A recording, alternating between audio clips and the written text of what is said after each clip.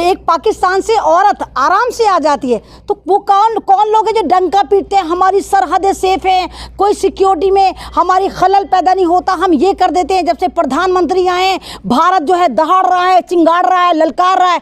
मतलब एक आम सी औरत, मुझे तो कहीं ना कहीं कोई जासूसी वाला मामला लगता है। आप खुद सोचो, एक सीमा हैदर नाम की औरत जो पबजी खेलती थी और हिंदुस्तान के किसी सचिन नाम के मर्द के साथ खेलती थी, वहाँ पर नैन मटक्का हो जाता है, इनके बकौल नैन मटक्का हो जाता है, बहुत खुश होते हैं, हाँ हाँ हाँ हमने मुल्ली को पाकिस्तान से हिंदुस्तान बुला लिया।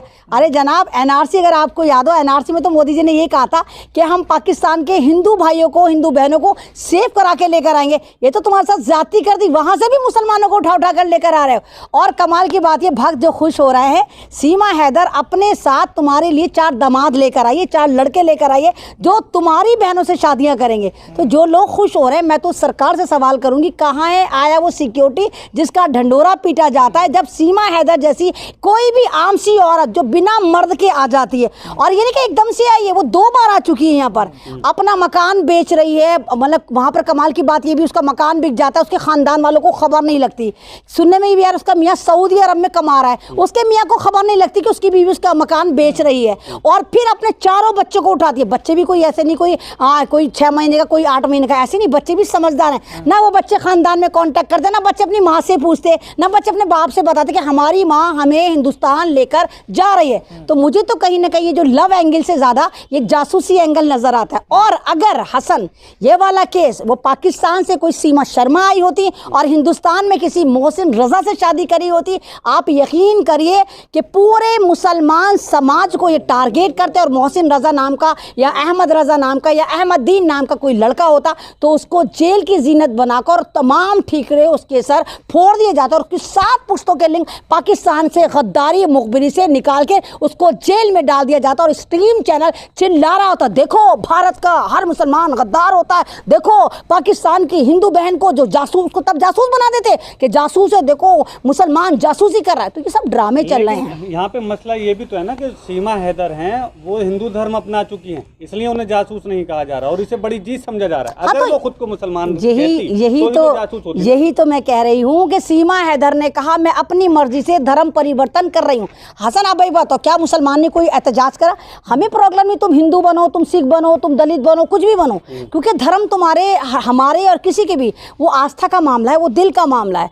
अब तुम्हारे दिल में खुदा रहता ही नहीं होगा, जो तुम्हें खुदा का खौफ भी नहीं आया होगा, ना मालूम वो कौन सी जवानियाँ, वो कौन सी मोहब्बतें लश्कारें मार रही थी कि 4 बच्चों की माँ होके भी तुम भाग कर आ गई। तुमने तो एक महिला समाज को ना कलंकित करा है। जो लोग खुश हो रहे हैं कि हम सीमा हैदर को जीत के लेकर आए, माफ कीजिए, आप सीमा हैदर को जीत के नहीं, आप एक महिला की गरिमा को हार कर लेकर आए। आपने एक परिवार तोड़ दिया, आपने एक शादीशुदा जिंदगी में सेंध लगा दी। और आप खुश इसलिए हो रहे हैं क्योंकि वहां पर सीमा हैदर हैं। अगर सीमा शर्मा होती तो ये तमाम के तमाम ये गोबर भाग तेताली गैंग बजा बजा के कह रहा होता, हाय हाय हमारी बहन ने ऐसा कर दिया, लानत है इस औरत पे, हमारे भाई का बर्बाद कर दिया, हमारे भाई का घर खराब कर दिया। लेकिन क्योंकि वो मुसलमान है, तो मुसलमान होने के बाद ना मालूम इनको कौन से 380 वोल्टेज के इनको करंट लगते हैं और ये खुश होना शुरू हो जाते हैं। इसलिए इनको यही नजर नहीं आ रहा कि पाकिस्तान से मोहब्बत नहीं, कोई जासूस उठाकर लेकर आए हैं। लेकिन कुछ संगठन के लोग उनके घर पे जा रहे हैं, सचिन को बधाई दे रहे हैं, पैसे भी दे रहे हैं, तो कहीं ना कहीं ये मुसलमान, यहाँ के जो मुसलमान हैं उनको कहीं ना कहीं दिखा रहे हैं कि शुरुआत हो गई है घर वापसी की। नहीं तो नहीं, एक बात तो बताइए ना, अगर आप घर वापसी की शुरुआत कह रहे हैं तो इन जाहिलों को बताओ कि एनआरसी क्या था। एनआरसी में मोदी जी ने कब कहा था कि पाकिस्तान के मुसलमानों को हम यहाँ लेकर आके घर वापसी करेंगे? तो वहां से तो मेरे हिंदू परिवारों को लाना था ना, तो वहां से भी आप मुसलमान परिवारों को उठा कर लेकर आ रहे हैं। और हमें क्या पता कि सीमा हैदर जो है वो जासूस है या नहीं है? हमें क्या पता कि सीमा हैदर ने वाकई में मोहब्बत करी या नहीं करी? जो अपने पति की वफादार नहीं हुई, जो अपने मुल्क की भी वफादार नहीं हुई, वो क्या हिंदुस्तान की वफादार होगी? क्या वो सचिन की वफादार होगी? क्या वो इन भक्तों की वफादार होगी? मुझे तो नहीं लगता। सवाल ये है कि एक बात जो मीडिया में चल रही है, लोग बात नहीं कर रहे हैं, मीडिया में क्या कहीं बात नहीं कर रहे हैं। अगर जैसे सिक्योरिटी को लेकर भारत में लोग यहाँ पर कहीं से कोई घुस जाएंगे, आतंकवादी बड़े बड़े घुस जाते हैं, 50 जैसे लोग 50 दिन से। अरे तो भाई मैं यही तो कह रही हूँ कि पहले तो वो बिना पासपोर्ट बिना वीजा के सीधी नेपाल आके इस लड़के के साथ 7-8 दिन रहकर गई। उसके बाद उसने देखा हिंदुस्तान में तो सिक्योरिटी नाम की कोई चीज ही नहीं है, ये देश तो वाकई ही राम भरोसे चल रहा है, क्योंकि राम राष्ट्र बनना है तो राम भरोसे ही चल रहा है ना। यहाँ पर इंटेलिजेंसी है, ना यहाँ पर सिक्योरिटी और मीडिया हर वक्त जय मोदी, हर हर मोदी, घर घर मोदी, राम राम मंदिर बनाएंगे, मुल्लों को मजा चखाएंगे, ये करेंगे, वही करता रहता है। तो इस औरत के हौसले खुल गए। अब इसने मकान बेचा, अब ये वाया सऊदी अरब नेपाल होती हुई भारत में 50 दिन से स्टे करे हुई थी। अरे जब हम लोग कहीं किसी मुल्क की विजिट करते हैं ना, तो हमारे पे नजर रखी जाती है कि हम किस शहर जा रहे हैं। हम जब वीजा लेकर जाते हैं तब भी हम जिन जिन डेस्टिनेशन के वीजा लेते हैं, हम उसके अलावा इधर उधर नहीं हो सकते। हमें हमारे पे फौरन कार्रवाई होती है, हमें बुलाया जाता है कि मैडम सर आपका वीजा इस इलाके का था, आप इस इलाके में क्या कर रहे हैं। और वो औरत 50 दिन से भारत के अंदर, नोएडा के अंदर, एक आप एक स्मार्ट सिटी के अंदर रह रही थी। लेकिन वाह मोदी जी वाह, जबरदस्त डंका बचा। आपको पता नहीं चल पाया कि एक पाकिस्तान की औरत भारत आ चुकी है। पॉलिटिकल फायदा या पॉलिटिकल एजेंडा नजर नहीं आता, लेकिन सीमा हैदर पे इनको एक पॉलिटिकल एजेंडा नजर आ रहा है। इन्हें गदर 2 नजर आ रही। भक्त इतने खुश हो रहे हैं, गदर 2 गदर 2 गदर 2। तो क्या गदर 2 कहां से आ गई? गदर फिल्म देखकर हुए हैं। अबे जाहिल, अरे वाकई समझ में आ गया कि तुम जो हो ना, जो तुम तालियां बजाते हो, वाकई तुम तोड़ने को यकीन रखते हो, फोड़। अगर तुम वाकई इतने जिगरे वाले थे, पबजी पे अगर तुम किसी लड़की को जीत के लेकर आ रहे थे तो किसी कुंवारी लड़की को लेकर आते ना। एक शादीशुदा औरत को तुमने घर बर्बाद करवाया, एक परिवार बर्बाद कराया, 4 बच्चों से उसका बाप छीन लिया, 4 बच्चों से उनका देश छीन लिया, 4 बच्चों से उनका खानदान छीन लिया, और तुम खुश हो रहे कि गदर 2 गदर 2 गदर 2। ये गदर 2 नहीं है, ये मुझे लगता है कि ये जो है एक हमारे भारत के ऊपर सिक्योरिटी पर सवाल होने के साथ मुझे तो ये लगता है कि ये औरत 1001% पाकिस्तान की जासूस है, जो यहाँ पर इजीली आकर रह रही है। देखिए ज्योति मौर्य की अगर आपने स्टोरी सुनी होगी, और ये 4 साल से उनका नैन मटक्का चल रहा था, गलबैयाँ चल रही थी, लेकिन आलोक मौर्य जो है वो चुप था। आलोक मौर्य का परिवार अपने घर की इज्जत को नहीं लाना चाहता था बीच चौराहे पर। लेकिन जब इनफ हो गया, आलोक मौर्य ने बहुत अपनी बीवी को समझाया। आलोक मौर्य एक सफाई कर्मचारी है। आलोक मौर्य की शादी सन 2010 में होती है, और उसकी बीवी जो ज्योति मौर्य, जिसके नाम का मतलब है ज्योति टिमटिमाना, आप एक रोशनी थी। आपने हजारों नहीं लाखों लड़कियों की, लाखों शादीशुदा पत्नियों की जो जिंदगी की आपने उम्मीदें बुझा दी हैं आपकी इस हरकत के पीछे। तो आपको शायद हिंदुस्तान का समाज और हिंदुस्तान की वो पत्नियां माफ नहीं करेंगे जिनकी वजह से, आपकी वजह से, जिनके पतियों ने एजुकेशन छुटवा दी। आपको पता है जब सन 2010 में इसकी शादी होती है तो ये कहती मैं पढ़ना चाहती हूँ।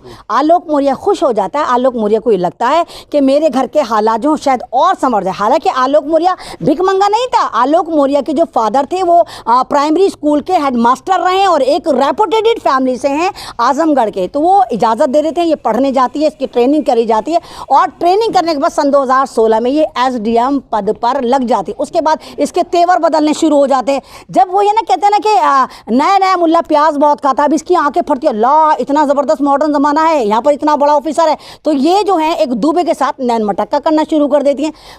मौर्य को पूरा शक होता है, मतलब आलोक मिश्रा को शक होता है कि मेरी बीवी की ज़िंदगी में कोई आ गया। वो समझाता है, बुझाता है, लेकिन ये औरत मानने को तैयार नहीं होती। ये तमाम अपनी मर्यादाओं को लांघती रहती है।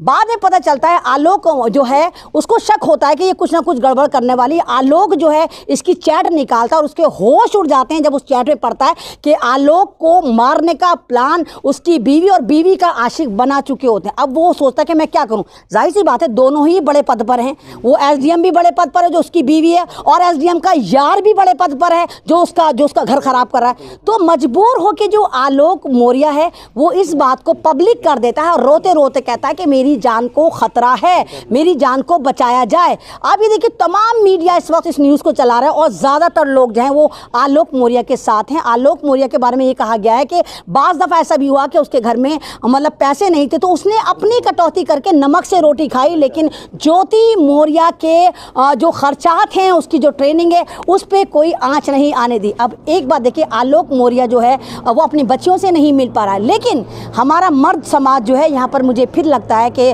कहीं ना कहीं मर्द समाज गलत कर रहा है। क्योंकि खान सर, आप जानते हो कि खान सर एक है जो हमेशा मुसलमानों के खिलाफ नैरेटिव चलाता है, उसके बावजूद वो भी रो रहा है, चिंगाड़ रहा है, चीख रहा है। क्यों चीख रहा है? क्योंकि उसके इंस्टीट्यूट में 93 औरतें जो थी वो उनके पति लेकर भाग गए। वो ट्रेनिंग कर रही थी, अब 93 लड़की लड़की अगर भागी तो उसका तो बजट हिलेगा खान का। तो खान भी रो रहा है कि कैसे लेके भाग गए, मतलब भागना नहीं चाहिए था।